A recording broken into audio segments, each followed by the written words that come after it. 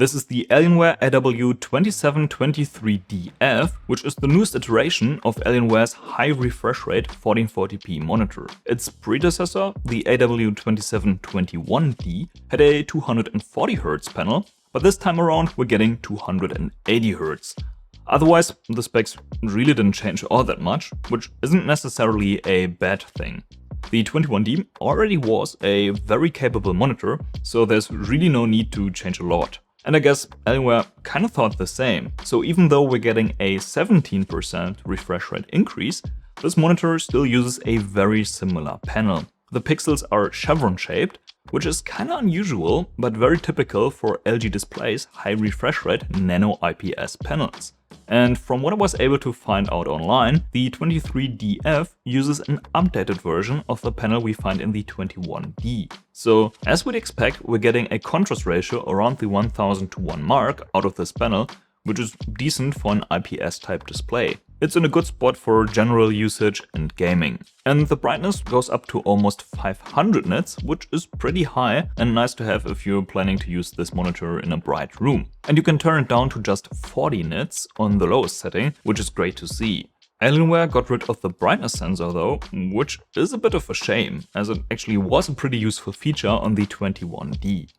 Speaking of features Alienware got rid of, the 21D had 32 horizontal dimming zones, but the newer 23DF has no dimming zones at all.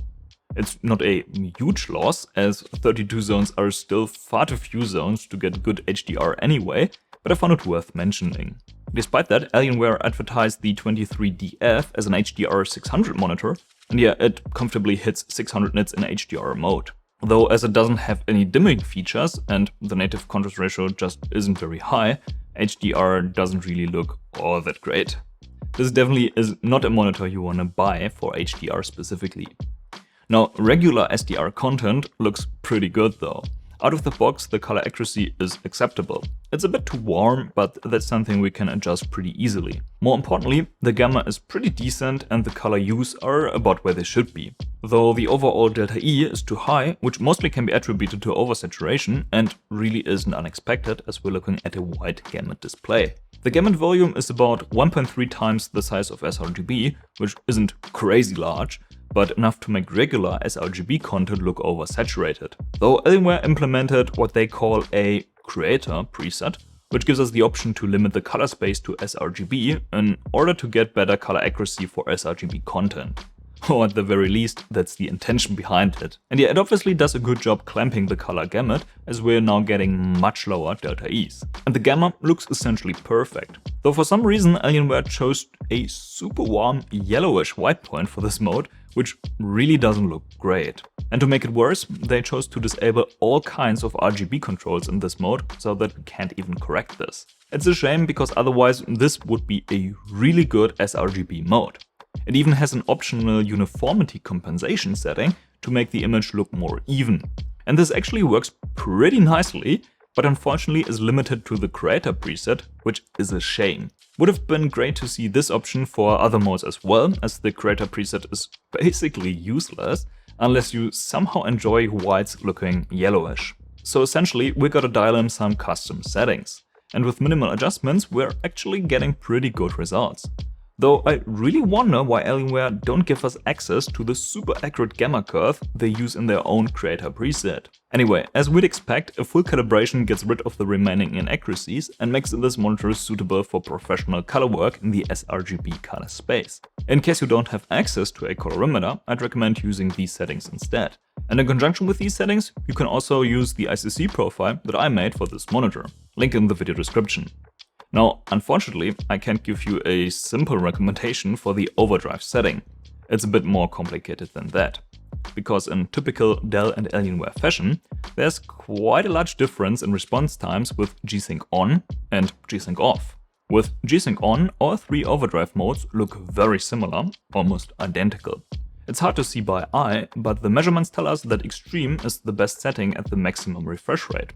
It's ever so slightly faster than the other modes. On average, not even half a millisecond quicker than the super fast mode, but it also doesn't add any overshoot, so why not take it? But turning G-Sync off changes things quite a bit.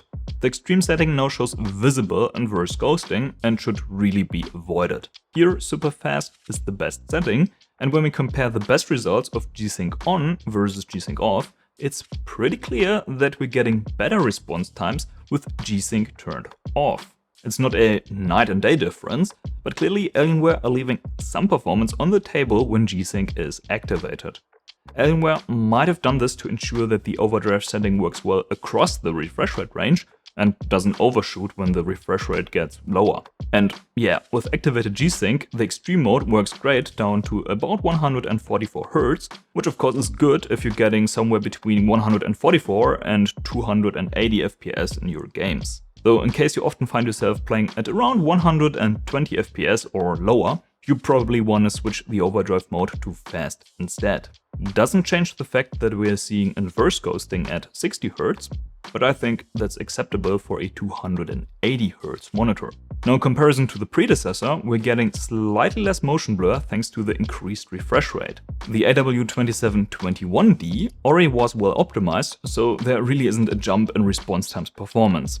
If anything, the G-Sync on mode on the 23DF has ever so slightly more ghosting now, but it's really not something you're gonna notice in game. Now the Gigabyte M27QX is a very close competitor, and side by side there really isn't a huge difference. The AW2723DF shows a bit less overshoot in the lighter track and has slightly less motion blur, but overall it's pretty evenly matched. And here's what a 390 Hz IPS and a 240 Hz TN monitor look like in comparison, which both are like proper 1080p esports monitors. Just goes to show how far 1440p monitors have come. This actually is a great monitor for games like Valorant and such, and I personally even prefer 1440p over 1080p in Valorant, as I feel it makes long distance fights just a bit easier. Anyway, in case you're wondering about display lag, there's pretty much no additional delay.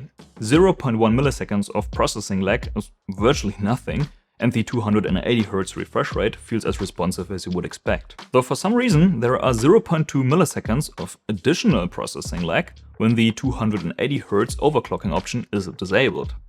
Not that this would be noticeable, but it's kinda interesting nevertheless. And yeah, if you're wondering, G-Sync doesn't add any lag. Generally, the adaptive sync implementation is flawless. LFC kicks in at around 60 FPS, and I couldn't detect any flickering or any other defects, which is kinda expected if this monitor is certified as G-Sync compatible by Nvidia and therefore better should have a flawless adaptive sync implementation, or it wouldn't deserve this little sticker.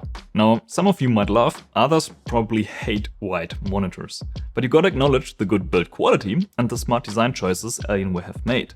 For starters, the bezels around the display actually are super small. In this rare instance, the marketing images actually are showing the true bezel size.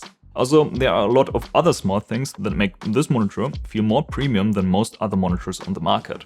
Like a magnetic cover that hides the cables and ports, or that the cables can be routed through the bottom of the stand, which looks super clean. But the stand base is quite wide, taking up precious desk real estate, which surely isn't optimal, but at least the display is mounted close to the front so that you can get the monitor pretty close without the stand getting in the way of the mouse. We're also getting plenty of height adjustment range, as well as tilt and swivel. Pivot is also adjustable, and there's a nice resistance so that you don't accidentally rotate the display. There are also a few other gimmicks like a headphone hanger on the side that actually is large enough to hold some decent sized headphones. And there's an integrated USB hub with ports on the bottom of the screen. And yeah, of course there's RGB. Don't get me wrong, these are neat little gimmicks, but I'd rather like to see a pair of integrated speakers instead, which in my opinion would have been far more useful than a headphone hanger or RGB on the back. Now, the question though really is if it makes sense to buy the AW2723DF over something like the Gigabyte M27QX, which is a very similar monitor in terms of its specs and overall performance. But at the time of making this video, the Alienware monitor is roughly $200 more expensive. So what are we getting in return? Well, not all that much to be honest. The Alienware monitor has a few features, like the better cable management and these very small bezels and better build quality that make it feel more premium than the M27QX, which is a more basic, kind of stripped down monitor. But when it comes to the actual performance, when gaming or using these monitors in general, there really isn't a noteworthy difference. 280Hz is not a meaningful upgrade over 240Hz, as it only has ever so slightly less motion blur. And the M27QX even has some features that the Alienware monitor doesn't have, like a backlight strobing mode that's actually decent. So yeah, the AW2723DF is a great monitor, but it really should be priced much closer to the Gigabyte M27QX. By the way, I have both monitors linked down below in case you want to check the current pricing in your region.